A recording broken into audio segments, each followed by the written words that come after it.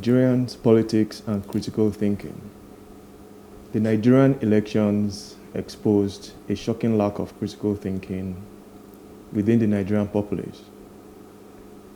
Discussions on social media reveal a critical mass of people who are not thinking carefully about the information they are given and are making choices based on hearsay and emotions. As a Nigerian citizen, it is important to take personal responsibility for learning how to think critically.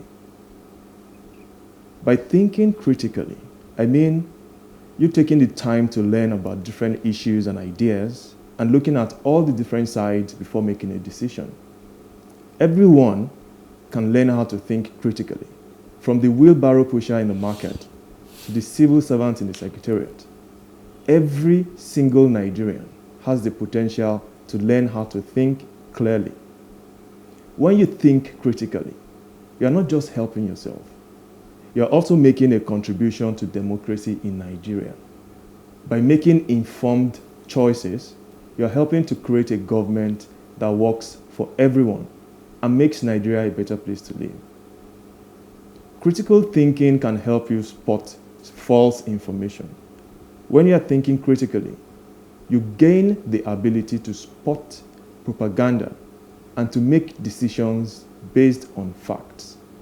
Critical thinking is a really important skill to have in a democracy. It will help us to build a Nigerian democracy where people make good choices and are not deceived by false information. So, I'm making reference to the social discourse. It seems to be ruled by insults, curses, bad wishes for the opponents, the pushing around of false information. Across all strata of the society, it wasn't just, in the lower structure, so to speak. Even the so-called elite were misbehaving there are some things I read, I was just shaking my head, like, I can't believe this kind of person said this kind of thing, And from what Victor said about taking responsibility, he mentioned the family, but I strongly think it should be the individual that should take that responsibility. Because of the time we live in, we have access to information. The ability to think cascades, it builds up from the lower level to the higher levels. What's your take? And I'm going to start with Victor and then come, what's your take on how people handled information, what it says about the level of development of the Nigerian mind on average, and what you think we should be doing about it? Yeah, in terms of information management, of understanding how to think. Yeah, I think that's a very intelligent question. I personally I personally believe that because I sleep a lot on Twitter, and I see a lot of, when you want to mansion on Twitter. When you want to understand Nigeria, just be on Twitter. You just see, because out of the abundance of the heart, the hand tweets. I changed it actually. So the hand with tweets what the heart thinks. So if I want to understand your thinking prowess, I look at your tweets and the way you tweet, right? And the way you tweet is essentially how you're going to talk. I think that the quality of thinking and the depth of thought of Nigerians is super, super low resolution. Lantern, the days of lantern, it's so low, it's lowest resolution, and you see that in the way, like, we're just tweeting and people are not independent thinkers. What I mean by that is there's a lot of mob thinking because everybody is dragging Inikpi. Let's just join. I could just come in by 2 p.m. Oh, what's happening now? She killed the man. What happened? I don't care to know.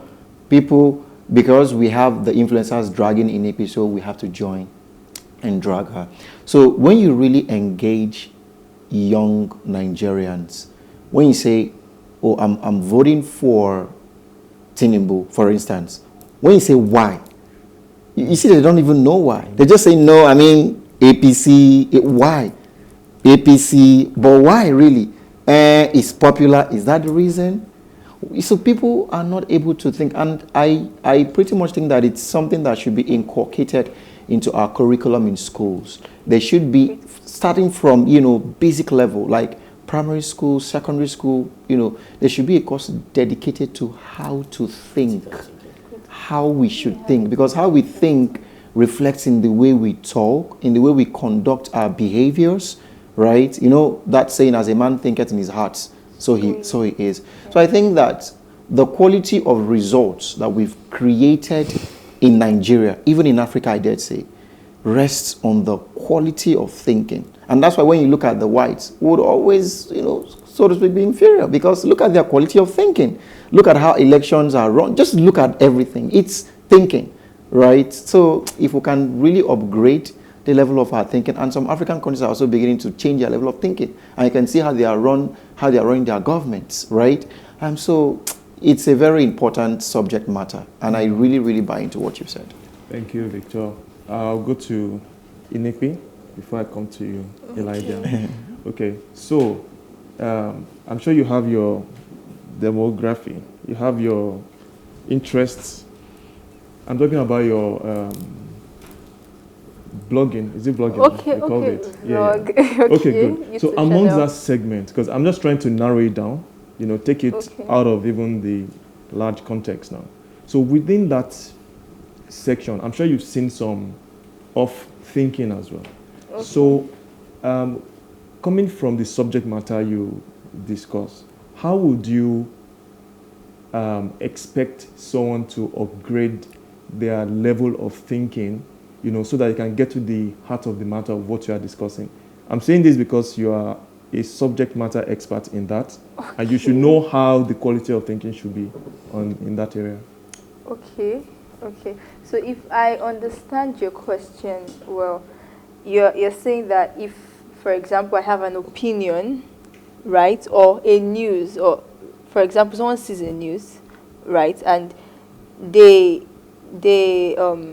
I don't know how to put it, but there was something that Victor said that someone just comes on Twitter and says, oh, Inikpi did this, so let's just drag her. You feel like people should have their own independent opinion, or should critically examine what must have happened. They should have a mental process. They should have a mental process. Right. Okay, so let me take example of the election period. Now, there were some tweets, there were some news, in fact, there were lots of fake news, right? And I had to personally, I'll take screenshots and ask people who are, for example, more politically inclined than myself, or just go on the internet or Google, right, to check the authenticity of this news. So I think that when people see news or see some sort of tweets, right, they should go back and check if this is actually true. I'll still refer back to Obasanjo's visit to the INEC office. I had to go back and say, oh, okay, is this correct? Did he actually visit? And then, the news really went awry, like it spread like wildfire. Like, yes, it did go, but it wasn't true. So I think that people should go back and always try to check before they probably spread this news or comment on it. Okay. Have I answered your question? Not really, but I'll take it. Okay. I'll take it. Elijah, I know you are very... Okay, you already have an answer, eh? Oh, go ahead. Okay, because... Go ahead. No, I know you are very passionate about the country, sure, about the political arena and all of that. And I'm assuming, I want to believe that you have a picture of a perfect Nigeria, where everything works, right? Mm-hmm. Okay.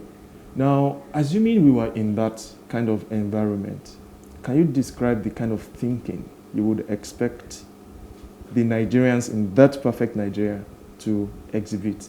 So let's assume that for some reason we are in this situation, you know, the rigging, all the stories we're talking about. Some people are saying, let's go fighting. You know, how would this perfect Nigerian, you know, interact with the situation?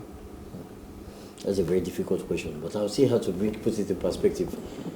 First and foremost, let's agree on certain principles of life. Number one, according to Socrates, an unexamined life is not worth living. That is one principle.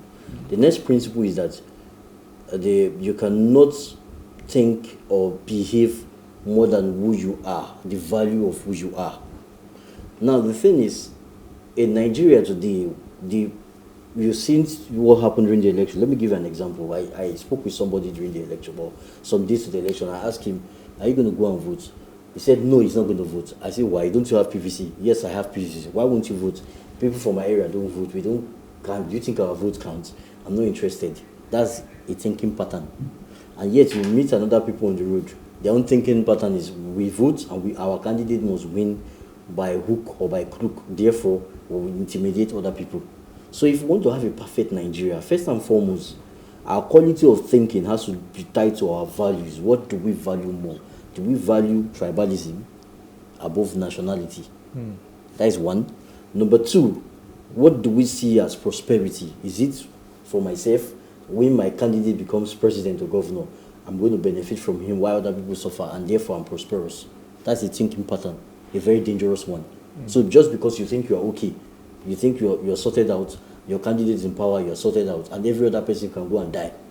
Another thinking pattern is, you don't even know yourselves. We don't even know ourselves. How many Nigerians, I'm saying this, I'm very sure of what I'm saying, that a lot of us don't travel. I mean, I'm not talking of out, I'm talking of within Nigeria. A lot of us are not intentional in making friends with, let me give you a dangerous thinking pattern. You want to go and rent a house in some part of Lagos. It's common. Even I experienced it while I was in Anambra. While I went for my service in Anambra, it's there. There's some places you want to rent a house in Lagos, and the landlord will tell you, I don't like renting a house with these people of this certain tribe. And then when I went to Anambra, I also experienced the same thing.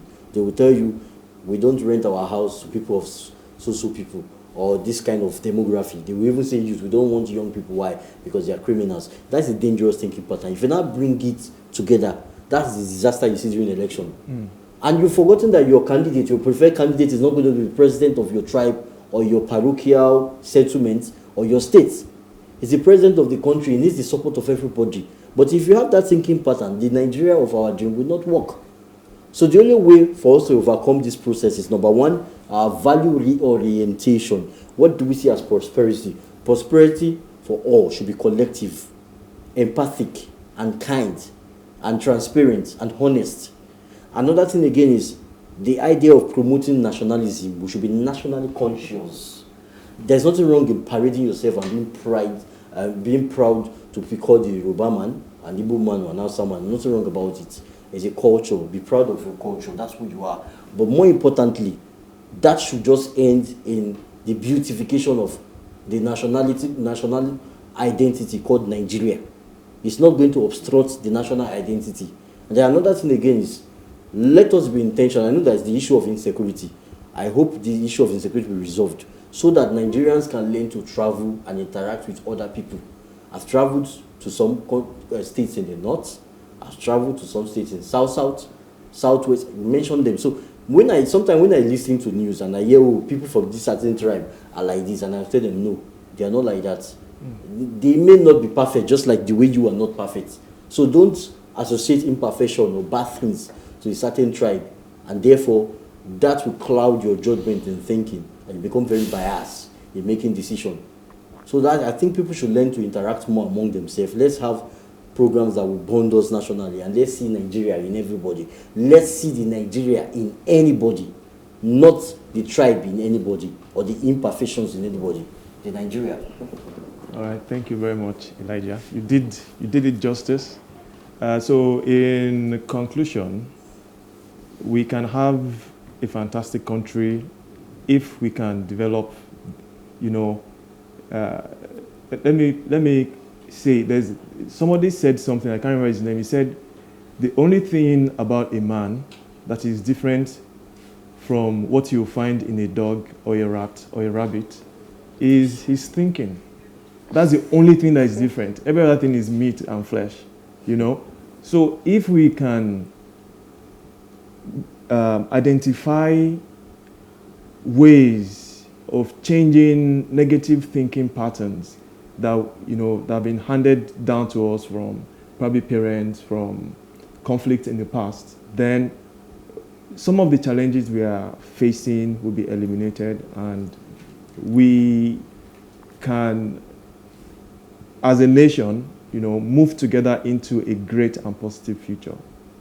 The end always seems to come too soon on The Advocate. However, The Advocacy continues on our social media platforms. On Facebook, PlusTvAfrica, use the hashtag TheAdvocateNG, or on Twitter and on Instagram at PlusTvAfrica with the hashtag TheAdvocateNG.